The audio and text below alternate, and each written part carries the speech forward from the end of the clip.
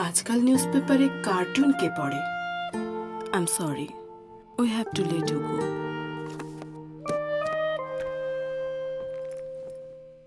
এই চারকোনা খালি বাক্স এখন আমাকে প্রশ্ন করে, পেপার তো ছেপেছে, কার্টুন কই? কিভাবে কাটবে এখন আমার দিন? কি হবে এখন সেই প্রতিদিনের রুটিনের? সেই কফি হাতে কাজে লেগে যাওয়া,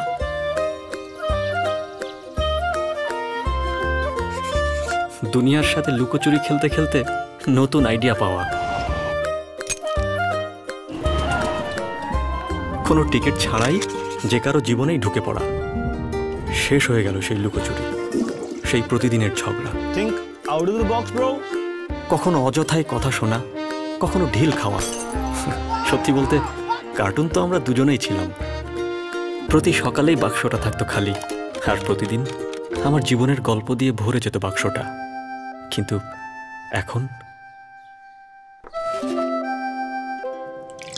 কফির মগ তো আজও ভরা, যেন আমাকে বলছে চলো কাজে লেগে পড়ি। যদি পেপার কার্টুন ছাড়া ছাপতে পারে, তাহলে কার্টুনও ছাপবে পেপার ছাড়া।